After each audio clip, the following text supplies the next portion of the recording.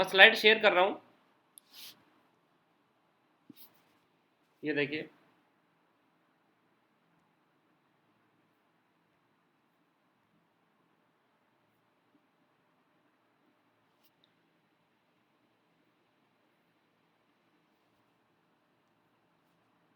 Visible है सबको slide? Yes sir. Yes sir. हमने लास्ट 2 क्लास में 6 डेफिनेशन कवर की थी, अभी हम 3 डेफिनेशन और कवर करते हैं। ये जो अभी हम डेफिनेशन कवर कर रहे हैं वो सेक्शन 2 वाली कर रहे हैं, ठीक है। जब हम कोई भी चैप्टर कवर करेंगे तो उसमें उसकी जो डेफिनेशन है वो कंप्लीट करेंगे। तो आज का जो फर्स्ट टॉपिक है वो है कैपिटल असेट्स, कि कैपिटल असेट्स की डेफिनेशन क्या है as per income tax act. इसमें देखिए सेक्शन है 214। तो capital assets means property of any kind, कोई भी टाइप की अगर प्रॉपर्टी है, वो चाहे मूवेबल प्रॉपर्टी हो, अनमूवेबल प्रॉपर्टी हो, ठीक है, held by an assessee. Assessee की डेफिनेशन हम पहले कर चुके हैं। तो कोई भी अगर एसेसी है तो वो अगर प्रॉपर्टी हेल्ड करता है, वेदर और नॉट कनेक्टेड हिज बिजनेस और प्रोफेशन, वो चाहे बिजनेस प्रोफेशन से कनेक्टेड हो या नहीं हो, उससे कोई मतलब नहीं है। अगर कोई भी अगर प्रॉपर्टी वो हेल्ड करता है तो वो कैपिटल एसेट्स की कैटेगरी में आ जाएगी।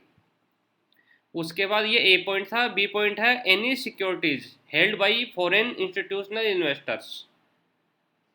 तो फॉरेन इंस्टीट्यूशनल इन्वेस्टर अगर कोई ऐसी सिक्योरिटी हेल्ड करता है जो इन्वेस्टेड है, किसमें इन्वेस्ट है, such securities in accordance with the regulations made under the securities and exchange board of India, ठीक है, जिसको हम सेबी भी बोलते हैं। तो सेबी के रूल्स के हिसाब से अगर वो फॉरेन इंस्टीट्यूशनल इन्वेस्टर अगर सिक्योरिटीज को इन्वेस्ट करता है तो वो भी कैपिटल असेट्स में माना जाएगा।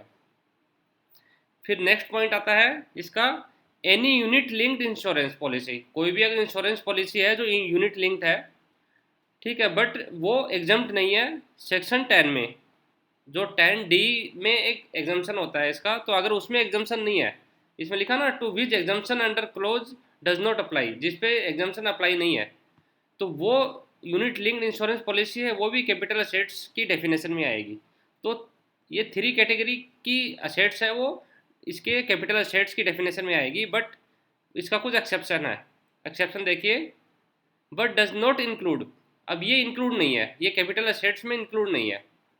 फर्स्ट टॉपिक है any stock in trade. Any stock in trade, कोई भी अगर आप अगर ट्रेडिंग कर रहे हैं तो उसमें अगर एज ए कोई भी मटेरियल एज ए स्टॉक आप यूज़ करते हैं तो वो कैपिटल असेट्स की कैटेगरी में नहीं आएगी। बट इसमें सिक्योरिटीज इंक्लूड नहीं है। अगर कोई भी सिक्योरिटीज़ है, मतलब शेयर कैपिटल या इस टाइप की चीज़ है, तो इसमें स्टॉक इन ट्रेड में कवर नहीं होगा। तो स्टॉक इन ट्रेड क्या होता है, कंज्यूमेबल्स स्टोर्स और raw material held for the purpose of business और प्रोफेशन, कोई भी बिजनेस प्रोफेशन के लिए कोई भी मटेरियल है जो आप सेल कर रहे हो, मतलब उसमें अगर आप ट्रेडिंग कर रहे हो तो स्टॉक इन ट्रेड बोलेंगे उसको, वो कैपिटल असेट्स की कैटेगरी में नहीं आएगी। नेक्स्ट टॉपिक है, नेक्स्ट पॉइंट है पर्सनल इफेक्ट। अगर कोई पर्सनल इफेक्ट की चीज़ें क्या है, दैट इज टू से मूवेबल प्रॉपर्टी, इसको हम मूवेबल प्रॉपर्टी भी बोल सकते हैं। इसमें क्या क्या इंक्लूड है, wearing apparel and furniture held for personal use, ये पर्सनल यूज के लिए होती है बाई द असेसी। असेसी अगर पर्सनल यूज के लिए कोई भी फर्नीचर या अपीयरल कोई भी अगर मूवेबल प्रॉपर्टी यूज करता है या उसकी फैमिली मेम्बर यूज करता है, बट इसमें इंक्लूड नहीं है। इसमें क्या क्या इंक्लूड नहीं है, इसमें ज्वेलरी इंक्लूड नहीं है, इसमें आर्कोलॉजिकल कलेक्शंस इंक्लूड नहीं है, ड्राइंग्स इंक्लूड नहीं है, पेंटिंग्स, ठीक है, स्कल्पचर्स है, एनी वर्क ऑफ आर्ट है, ये सारे कैपिटल असेट्स की कैटेगरी में आएंगे। ये सारे कैपिटल असेट्स की कैटेगरी में आ जाएंगे। इसका मतलब ये पर्सनल इफेक्ट नहीं है। पर्सनल इफेक्ट अगर होता तो इसकी कैपिटल असेट्स की कैटेगरी में नहीं आता, बट ये एक्सेप्शन दे रखा है, इसका मतलब ये सारे कैपिटल असेट्स हैं। उसके बाद नेक्स्ट पॉइंट है, इसकी कुछ एक्सप्लेनेशन भी दे रखी है, मीन्स की पर्सनल इफेक्ट की कुछ एक्सप्लेनेशन है। फर्स्ट एक्सप्लेनेशन देखिए, एक्सप्लेनेशन में जो ए है वो देखिए, ऑर्नामेंट्स मेड ऑफ गोल्ड, कोई भी ऑर्नामेंट्स है जो गोल्ड का बना है, सिल्वर का है, प्लेटेनियम और एनी अदर प्रीशियस मेटल, कोई भी प्रीशियस प्रीशियस मेटल का है, और एनी अलॉय कंटेनिंग वन और मोर सच प्रीशियस मेटल, कोई भी अगर अलॉय से रिलेटेड है वो प्रीशियस मेटल है, ठीक है। तो या फिर सेमी प्रीशियस स्टोन है, तो ये सारे इसमें ज्वेलरी में इंक्लूड माने जाएंगे। या फिर प्रीशियस और सेमी प्रीशियस स्टोन्स वेदर और not set in any furniture, अगर फर्नीचर से भी अगर वो रिलेट करते हैं, मतलब फर्नीचर पे भी अगर वो प्रीशियस स्टोन लगे हुए हैं तो वो भी ज्वेलरी की डेफिनेशन में माने जाएंगे। उसके बाद थर्ड पॉइंट है इसका, हमारा फर्स्ट पॉइंट क्या था कि कौन कौन सा इंक्लूड है, इंक्लूड नहीं है, मतलब एक्सक्लूड क्या क्या है, स्टॉक इन ट्रेड एक्सक्लूड था कैपिटल एसेट से, पर्सनल इफेक्ट एक्सक्लूड था, फिर एक पॉइंट आता है एग्रीकल्चर लैंड। एग्रीकल्चर लैंड को भी हम कैपिटल एसेट्स में नहीं मानेंगे, बट इसमें इसकी कुछ एक्सेप्शन है कि एग्रीकल्चर लैंड को कैपिटल एसेट्स में कब मानेंगे। ये देखिए, नॉट बीइंग लैंड शिफ्टेड, अगर कोई भी अगर एग्रीकल्चर लैंड है वो अगर in any area which is comprised with in the जुडिक्शन of municipality, अगर म्यूनसिपलिटी के जुडिक्शन में एरिया में आता है वो अगर एग्रीकल्चर लैंड, ठीक है, तब वो एग्रीकल्चर लैंड नहीं मानेंगे उसको। और एक कंटोनमेंट बोर्ड, या फिर या तो म्यूनसिपलिटी के एरिया में आता है या कंटोनमेंट बोर्ड के एरिया में आता है वो, विच हैज़ ए पॉपुलेशन 10,000 और मोर, अगर कोई भी अगर एरिया ऐसा है जो म्यूनसिपलिटी और कंटोनमेंट बोर्ड है जिसमें और 10,000 से ज़्यादा पॉपुलेशन है, और इस एरिया में अगर वो एग्रीकल्चर लैंड है, ठीक है, तो वो एग्रीकल्चर लैंड नहीं माना जाएगा।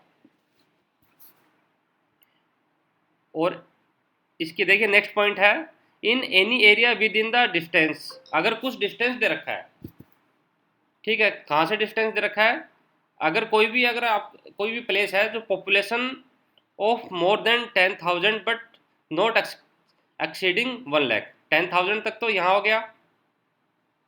उसके बाद देखिए 10,000 नॉट एक्सीडिंग 1 लाख, 10,000 से 1 लाख के बीच में अगर कोई है, ये तो शहर के अंदर था, ये तो शहर के अंदर था। आई थिंक आपने ये पहले भी डिस्कस किया था ना एक बार। हाँ जी, ये पहले डिस्कस किया था मैंने आपको। हाँ, कि किसी को मतलब सिटी और वो एग्रीकल्चर लैंड कैसे डिक्लेयर करते हैं। हाँ जी, तो अब एक्चुअल में हम as a purely theoretical part देख रहे हैं ना, तो इसलिए एज ए एग्जाम पर्पज के लिए मैं बता रहा हूँ। ओके। हाँ, तो ये वाला पॉइंट है, ये तो शहर के अंदर हो गया, ये बोल सकते हो, जिसमें 10,000 उससे ज़्यादा अगर पॉपुलेशन है, और ये कुछ दूरी पे है, उस शहर से दूरी पे है, कितनी दूरी पे है, 2 किलोमीटर की डिस्टेंस पे है, विद इन 2 किलोमीटर की डिस्टेंस के अंदर है, ठीक है, from the local limit of any municipality की लोकल लिमिट के अंदर है, 2 किलोमीटर के अंदर है, ठीक है, और म्यूनसिपलिटी है कंटोनमेंट बोर्ड, और जिसकी पॉपुलेशन मोर देन 10,000 और नॉट एक्सीडिंग 1 लाख, 10,000 से 1 लाख के बीच में है, ठीक है, तब भी अगर इस कैटेगरी में आ जाता है तब वो एग्रीकल्चर लैंड नहीं माना जाएगा। उसके बाद विद इन 6 किलोमीटर, अब अगर 6 किलोमीटर की रेंज में है तो उसकी पॉपुलेशन होनी चाहिए 1 लाख और मोर देन 1 लाख और 10,000 से कम, लेस देन 10,000, तो 1 लाख और 10,000 के अगर बीच की है तो 6 किलोमीटर की रेंज में अगर वो लैंड है उसका एग्रीकल्चर लैंड है तो भी इस कैटेगरी में नहीं माना जाएगा। उसके बाद 8 किलोमीटर की लिमिट दे रखी है, 8 किलोमीटर की लिमिट कहाँ से है, population of more than 10 lakh, अगर 10 लाख की पॉपुलेशन का कोई म्यूनसिपलिटी एरिया या कंटोनमेंट बोर्ड है तो 8 किलोमीटर तक अगर उस लिमिट में है वो एग्रीकल्चर लैंड, तो वो एग्रीकल्चर लैंड नहीं माना जाएगा। अब इसकी कुछ एक्सप्लेनेशन है, for the purpose of this sub clause, population means, population की क्या डेफिनेशन है, means the population according to the last proceeding census of which the relevant figures has been published before the first day of the previous year, मतलब last जनगणना कब हुई थी हमारी, last जनगणना जब हुई थी उसके previous year first day previous year से जो भी पॉपुलेशन थी वो मानी जाएगी। उसके बाद देखिए next point, but does not include में देखिए फर्स्ट था स्टॉक इन ट्रेड, सेकंड था प्रीशियस पर्सनल इफेक्ट्स, थर्ड था एग्रीकल्चर लैंड इन इंडिया, फिर नेक्स्ट आता है हमारा 6.5% गोल्ड बॉन्ड्स, अगर 6.5% गोल्ड बॉन्ड्स है, या 1977 और 7% गोल्ड बॉन्ड्स है, या 1980 और national defence gold bonds 1980 issued by the central government, ये सारे गोल्ड बॉन्ड्स हैं, या फिर special bearer bonds 1991 issued by the central government, या फिर एक है gold deposit bonds issued under the gold deposit scheme 1999, और deposit certificate issued under the gold monetisation scheme 2015। ठीक है, इसमें कुछ समझाने लायक नहीं है, इसको आप थोड़ा सा वैसे ही रट सकते हैं। तो ये जितने भी पॉइंट्स है, ये जितने भी पॉइंट्स है, ये कैपिटल असेट्स की कैटेगरी में नहीं आएंगे, और बाकी सारी चीज़ें कैपिटल असेट्स की कैटेगरी में आ जाएगी। इसमें कोई डाउट हो तो बताइए।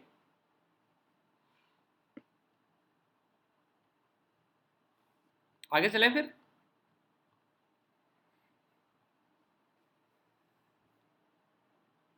कोई डाउट है इसमें Manish ji? No sir, no sir.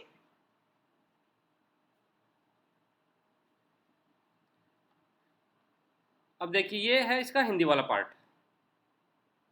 Hindi वाले पार्ट में देखिए पूंजीगत संपत्ति का अर्थ क्या है, जो सेक्शन 214 में है।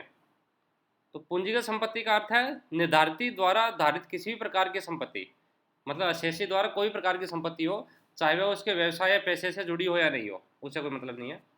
या फिर दूसरा है एक विदेशी संस्थागत निवेशक द्वारा, कोई भी विदेशी संस्थागत निवेशक है, कोई भी प्रतिभूति वो धारण करता है, मतलब सिक्योरिटी धारण करता है, और जिसने ऐसी प्रतिभूतियों में भारतीय प्रतिभूतियों विनिमय बोर्ड, जो सेबी बोलते हैं, तो भारतीय प्रतिभूतियों विनिमय बोर्ड अधिनियम 1992 के तहत बनाए गए नियमों के अनुसार निवेश किया है, मतलब उसके हिसाब से जो भी रूल्स बनाए गए हैं उसके हिसाब से उसने इन्वेस्ट किया है।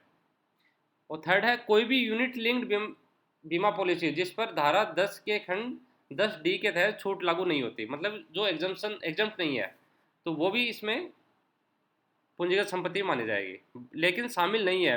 बट कुछ पॉइंट्स है जो कैपिटल एसेट्स में इंक्लूड नहीं होते। कौन से होते हैं, कौन से नहीं होते? कोई भी स्टॉक इन ट्रेड, अगर कोई भी स्टॉक इन ट्रेड है बट इसमें प्रतिभूतियाँ इंक्लूड नहीं है, मतलब कि प्रतिभूतियाँ मतलब सिक्योरिटीज कैपिटल एसेट्स में मानी जाएगी। अब स्टॉक इन ट्रेड में देखिए, अब भोज्य स्टोर या कच्चा माल उसके व्यवसाय या पैसे के प्रयोजनों के लिए रखा गया है, वो सारा स्टॉक इन ट्रेड है। अब निजी सामान क्या है? निजी सामान में देखिए, निजी सामान यानी निर्धारित या उस पर निर्भर उसके परिवार के किसी भी सदस्य के व्यक्तिगत इस्तेमाल के लिए रखी गई चल संपत्ति। कोई भी व्यक्तिगत इस्तेमाल के लिए कोई भी चल संपत्ति अगर है या उसकी फैमिली अगर यूज़ कर रही है तो उसको निजी सामान कहेंगे। तो इसमें पहनने के कपड़े और फर्नीचर सहित ये भी सारे इंक्लूड है, लेकिन इसमें इंक्लूड नहीं है। क्या इंक्लूड नहीं है? ये देखिए, ये सारे इंक्लूड नहीं है।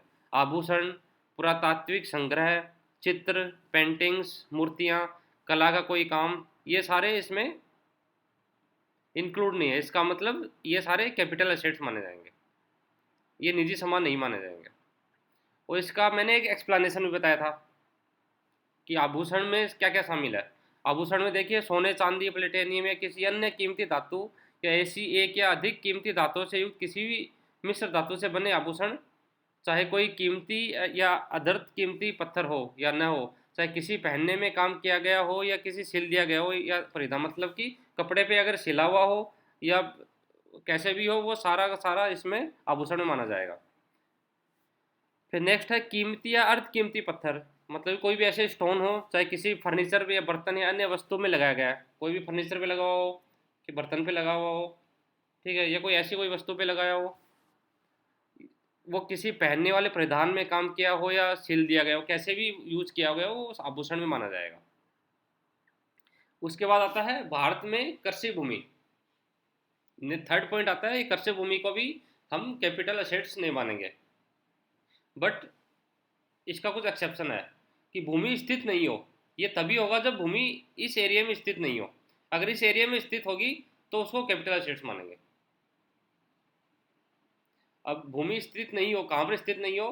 किसी भी क्षेत्र में, कोई ऐसे क्षेत्र में स्थित नहीं हो जो एक नगर पालिका या छावनी बोर्ड के अधिकार क्षेत्र में शामिल है और उसकी आबादी 10,000 या उससे अधिक है। अगर उससे अधिक है, 10,000 उससे ज़्यादा अगर है, तो इस कैटेगरी में आ जाएगा वो। उसके बाद सेकंड पॉइंट आता है,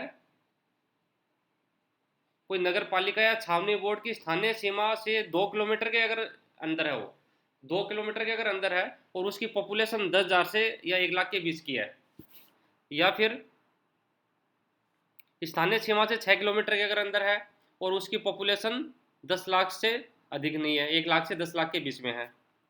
और थर्ड पॉइंट है 8 किलोमीटर के अंदर है, ये 8 किलोमीटर है, ये 6 किलोमीटर था, इसमें 2 किलोमीटर था। इसकी पॉपुलेशन थी 10,000 से अधिक, लेकिन 1 लाख से अधिक नहीं, मतलब 10 लाख से 1 लाख के बीच में। और इसकी है 1 लाख से अधिक बट 10 लाख के अंदर। और 8 किलोमीटर वाले एरिया में क्या रूल्स दे रखा है, 10 लाख से अधिक। अगर इस एरिया में, इस कैटेगरी में अगर वो आ जाता है तो वो कृषि भूमि नहीं माना जाएगा, और फिर वो कैपिटल एसेट्स माना जाएगा। वो अगर कृषि भूमि है तो वो कैपिटल एसेट नहीं माना जाएगा। इसका भी एक स्पष्टीकरण दे रखा है, एक्सप्लेनेशन दे रखा है। इस उपखंड के प्रयोजनों के लिए जनसंख्या का अर्थ क्या है। पिछली जनगणना के अनुसार जनसंख्या है जिसके प्रासंगिक आंकड़े पिछले वर्ष के पहले दिन से पहले प्रकाशित किए गए हैं। मतलब कि पिछली जो जब भी जनगणना हुई है उसमें जो भी प्रकाशित उसके आंकड़े हैं तो वो सारे जनसंख्या में माने जाएंगे। उसके बाद 3 पॉइंट और है जो कैपिटल एसेट्स नहीं है। कौन कौन से हैं, केंद्र सरकार द्वारा जारी 6.5% स्वर्ण बॉन्ड 1977 या 7% स्वर्ण बॉन्ड 1980 या राष्ट्रीय रक्षा स्वर्ण बॉन्ड, ये सारे इसमें इंक्लूड नहीं है। या केंद्र सरकार द्वारा जारी स्पेशल बियरर बॉन्ड्स 1991 या गोल्ड डिपॉजिट स्कीम 1999 के तहत जारी गोल्ड डिपॉजिट बॉन्ड, ये सारे इसमें इंक्लूड नहीं है। नेक्स्ट करें अभी। Yes sir. आपको बस ये डेफिनेशन आपको याद रखनी है।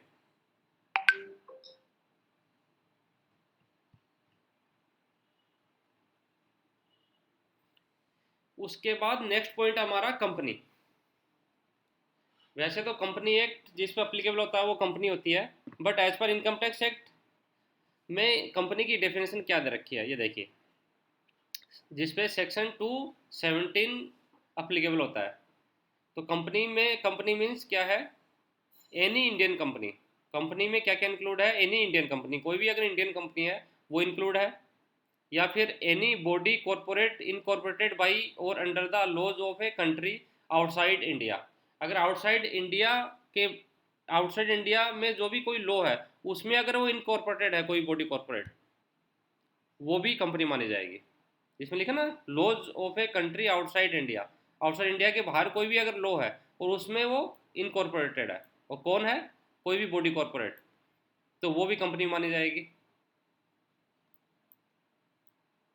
फिर थर्ड है एनी इंस्टीट्यूशन, कोई भी अगर इंस्टीट्यूशन है या एसोसिएशन है या बॉडी है, विच इज और वाज असेसेबल और वाज असेस्ड, मतलब कि जो कभी भी असेस हुई है, मतलब उस पर कभी भी असेसमेंट हुआ है as a company, as a company उस पर असेसमेंट हुआ है। बाद में हो सकता है कि वो कंपनी नहीं रही हो, बट पहले तो कंपनी थी वो। For any assessment year under the Indian income tax act 1922, पहले 1922 इनकम टैक्स एक्ट हुआ करता था, तो उसमें अगर उसका असेसमेंट एज ए कंपनी हुआ है और कोई भी असेसमेंट ईयर में हुआ है, और विच इज और वाज असेसेबल और was assessed under this act as a company, as a company उसका असेसमेंट हुआ है। और ये कब हुआ है, 1 अप्रैल 1970 से पहले, ऑन और बिफोर, इससे पहले अगर असेसमेंट हुआ है तो वो भी कंपनी मानी जाएगी। फिर फोर्थ पॉइंट अपना, एनी इंस्टीट्यूशन, कोई भी अगर इंस्टीट्यूशन है या एसोसिएशन है या बॉडी है, वेदर इनकॉर्पोरेटेड और नॉट, अगर वो इनकॉर्पोरेटेड है या नहीं है उससे मतलब नहीं है। एंड वेदर इंडियन और नॉट इंडियन, वो इंडियन भी हो सकती है नॉन इंडियन भी हो सकती है। Which is declared by general or special order of the board to be a company, मतलब कि एक जर्नल और स्पेशल ऑर्डर द्वारा बोर्ड ने क्या डिसाइड किया है कि ये कंपनी है, मतलब कि कंपनी डिसाइड की है उसने, किसको, इंस्टीट्यूशन, एसोसिएशन और बॉडी कॉर्पोरेट को, वो चाहे इनकॉर्पोरेटेड हो, इंडियन हो, नॉन इंडियन हो, तो वो भी कंपनी मानी जाएगी।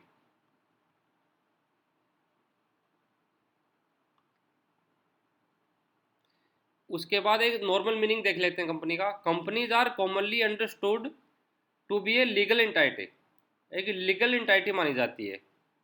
That are form for a sole purpose, कुछ पर्पज के लिए बनाई जाती है। Engaging in the commercial activity, ये कुछ कॉमर्शियल एक्टिविटी में इंगेज रहती है। It is established with a distinct legal entity, establish की जाती है डिस्टिंक्ट कुछ स्पेसिफिक लीगल आइडेंटिटी के लिए इसको स्टेब्लिश किया जाता है from that of its owner, उसके कुछ from that of its owner and it is subject to liabilities that are distinct from the those of its owner. जो भी उसके ओनर होते हैं, उसके मालिक होते हैं, उसकी लाइबिलिटी इनसे अलग होती है। अगर इसको हम हिंदी में देखें, कंपनी का क्या अर्थ है? कंपनी में देखिए क्या क्या इंक्लूड है। कोई भारतीय कंपनी है, कोई भी इंडियन कंपनी है, या भारत के बाहर किसी देश के कानून द्वारा या उसके तहत निगमित कोई भी निकाय है, मतलब भारत के बाहर के कानून द्वारा वो रजिस्टर्ड है। ठीक है। फिर थर्ड है, कोई भी संस्थान है या संघ है या निकाय है, कोई भी संस्था, संघ या निकाय है जो भारतीय आयकर अधिनियम 1922, भारतीय आयकर अधिनियम 1922 के तहत किसी भी निर्धारण वर्ष के लिए, कोई भी निर्धारण वर्ष के लिए, असेसमेंट ईयर के लिए कंपनी के रूप में मूल्यांकन किया गया, उसको कंपनी के रूप में उसका वैल्यूएशन हुआ है, तो वो भी इसमें इंक्लूड माना जाएगा। फिर फोर्थ है, कोई संस्था है या संघ है या निकाय है, चाहे वो इनकॉर्पोरेटेड है, निगमित है या नहीं है, वो चाहे भारतीय हो या गैर भारतीय हो, उससे कुछ मतलब नहीं है, जिसे बोर्ड के सामान्य विशेष आदेश द्वारा, मतलब बोर्ड के सामान्य और विशेष आदेश द्वारा कंपनी घोषित किया गया, तो ये भी इसमें इंक्लूड माना जाएगा। अब इसमें देखिए, कंपनी में एक जनरल मीनिंग मैंने अभी बताया था कि कंपनियों को आमतौर पर कानूनी संस्थाओं के रूप में समझा जाता है।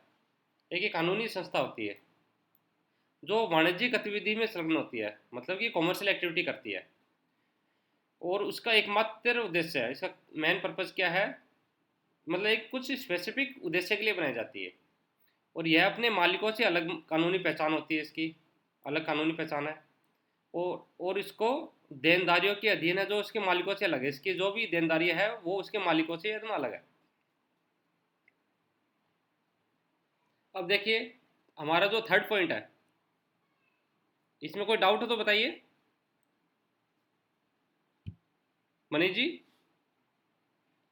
No, sir. हमारा जो थर्ड पॉइंट है वो है इंडियन कंपनी। अभी हमने क्या कोई किया था? डाउट नहीं, हाँ जी, कोई डाउट नहीं है सर। जी। हमने अभी देखिए सेकंड पॉइंट क्या किया था, कंपनी किया था, तो कंपनी में हमने जो फर्स्ट पॉइंट किया था उसमें था इंडियन कंपनी। अब इंडियन कंपनी की क्या डेफिनेशन है, इसकी भी एक अलग डेफिनेशन दे रखी है,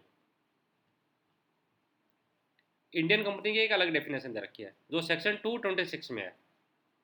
अब इंडियन कंपनी मीन्स क्या है?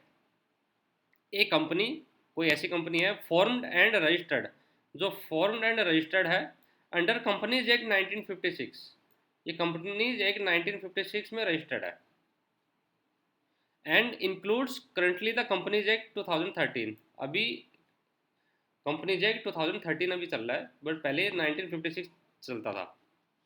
अब इसमें इंक्लूड है, इसमें क्या क्या इंक्लूड है, मतलब जो कंपनी रजिस्टर्ड है कंपनीज एक्ट 1956 में वो कंपनी है, और इसमें क्या क्या इंक्लूड है, इसमें इंक्लूड है, फर्स्ट है point, A company formed and registered under any law, कोई भी लॉ में अगर कोई भी फॉर्म हुई है, रजिस्टर्ड हुई है, relating to companies formerly in force in any part of India, कोई भी इंडिया के पार्ट में कोई भी अगर लॉ ऐसा चल रहा है जो कंपनी में रजिस्टर्ड है, एज ए कंपनी उसमें रजिस्टर्ड हुई है, तो वो इसमें मानी जाएगी, वो इसमें इंक्लूड मानी जाएगी। बट इसमें एक्सक्लूड है state of Jammu and Kashmir and the union territories, कोई भी यूनियन टेरेटरी और जम्मू एंड कश्मीर में अगर कोई रजिस्टर्ड है वो इस कैटेगरी में नहीं मानी जाएगी। उसके बाद वन का ए पार्ट है और बी पार्ट है। वन का ए पार्ट क्या है?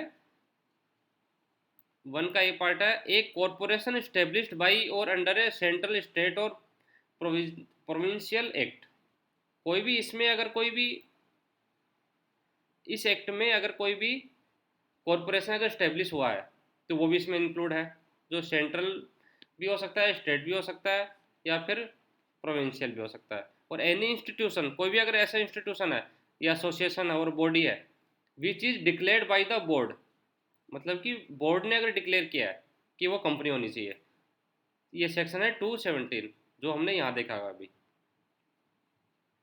ये देखिए अभी जो सेक्शन 217 है, इसमें देखिए हमने बोर्ड का भी डेफिनेशन बताया था कि अगर बोर्ड भी अगर किसी को कंपनी की मतलब कि एज ए कंपनी उसको डिक्लेयर कर दे, तो वो इसमें इंक्लूड मानी जाएगी। तो वही सारा इसमें सेम है, अगर बोर्ड भी अगर डिक्लेयर कर दे तो वो कंपनी मानी जाएगी। तो हमारे फर्स्ट पॉइंट हुआ है। अब सेकंड पॉइंट क्या है? सेकंड पॉइंट देखिए, ये जो पॉइंट था ये जम्मू एंड कश्मीर और यूनियन टेरिटरीज को छोड़ के था।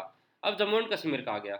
In the case of the state of Jammu and Kashmir, A company formed and registered under any law for the time being in force in the that state. इस स्टेट में अगर कोई भी अगर लॉ है, तो उसमें अगर कोई भी रूल मतलब कि लॉ अगर चल रहा है उसमें अगर कोई रजिस्टर्ड है कंपनी, तो वो भी इसमें इंक्लूड मानी जाएगी। और साथ में in the case of any of the union territories, union territories में अगर कोई भी अगर लॉ है, तो यूनियन टेरिटरीज कौन सी? दादरा नागर हवेली, गोवा, दमन एंड दीव एंड पौंडीचेरी। तो a company formed and registered under any law for the timing in force in union territory. तो इनमें अगर कोई भी अगर मतलब यूनियन टेरिटरीज में अगर कोई भी लॉ के हिसाब से अगर कोई कंपनी डिक्लेयर है, तो वो भी इसमें इंक्लूड मानी जाएगी। बट इसका जो प्रिंसिपल ऑफिस है, कंपनी का जो प्रिंसिपल ऑफिस है वो इंडिया में होना चाहिए। अगर वो इंडिया में नहीं है फिर इंडियन कंपनी नहीं है। तो इस ये सब ये प्रोवाइडेड है, मतलब कि प्रोवाइडेड देयर द रजिस्टर्ड और एज द केस में भी principal office of the company, company का जो प्रिंसिपल ऑफिस है वो इंडिया में होना चाहिए। अगर हम इसको हिंदी में देखें, भारतीय कंपनी क्या है? भारतीय कंपनी का अर्थ है कंपनी अधिनियम 1956 के तहत गठित और पंजीकृत कंपनी। कोई भी इसमें अगर गठित या पंजीकृत कंपनी है और इसमें शामिल है, वर्तमान में कंपनी एक्ट 2013 चल रहा है, जो 1956 मैंने बताया था वो 2013 चल रहा है अभी। तो इसमें क्या क्या शामिल है कंपनी में?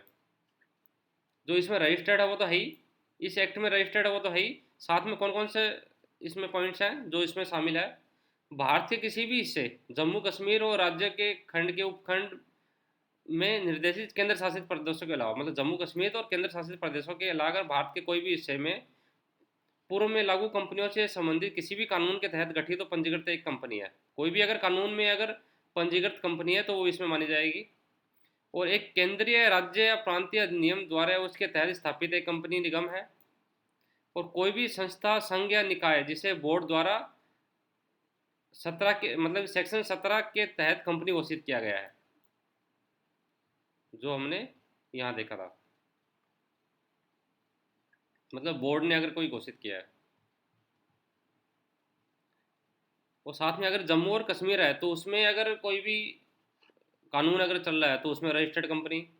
और साथ में अगर दादरा और नागर हवेली, मतलब कि अगर केंद्र शासित प्रदेश में अगर कोई भी कानून चल रहा है तो उसमें रजिस्टर्ड कोई भी कंपनी। बट इसका जो एक रूल दे रखा है कि उसका जो मुख्य कार्यालय है वो भारत में हो, मतलब मुख्य कार्यालय सभी मामलों में भारत में होना चाहिए उसका, तभी वो इंडियन कंपनी मानी जाएगी, मतलब भारतीय कंपनी मानी जाएगी। इसमें बताइए कोई डाउट हो तो। No sir. हमारा जो डेफिनेशन का जो थर्ड क्लास है वो कंप्लीट हो गई है। नेक्स्ट क्लास में हम देखते हैं, अभी नेक्स्ट क्लास में हम जो बची हुई डेफिनेशन है वो कंप्लीट करने की ट्राई करेंगे। उसके बाद फोर्थ क्लास, फिफ्थ क्लास में हम न्यू टॉपिक स्टार्ट करेंगे, ये बेसिक ऑफ चार्जेस स्टार्ट कर सकते हैं। कोई डाउट हो तो ये बताइए। यूनिट वाइज है ना सर? हाँ हाँ, अभी तो फर्स्ट यूनिट का एक फर्स्ट पार्ट ही चल रहा है। फर्स्ट अच्छा यूनिट अच्छा। का फर्स्ट पार्ट का जो डेफिनेशन पार्ट है वही चल रहा है अभी, क्योंकि डेफिनेशन बहुत सारे दे रखे हैं, तो मैं चाह रहा हूँ कि मैक्सिमम कवर करा दूँ। सर जैसे पहले हमने आपके साथ करा तो समझने में काफी आसानी हो रही है। हाँ अभी ये देखो, पढ़ा अभी पढ़ा तो लग रहा है। पढ़ा पढ़ा सा लग रहा है ना। हाँ जी। तो अभी मैं आगे जैसे ही बताऊंगा ना तो वैसे सारा पढ़ा पढ़ा सा लगेगा, मतलब ऐसा नहीं लगेगा यार क्या पढ़ा दिया, क्योंकि मैं आपको थोड़ा बहुत प्रैक्टिकल जैसे मैं करा चुका हूँ तो आपको बहुत आसान रहेगा पढ़ने में। चलिए कोई सजेशन हो तो बताइए।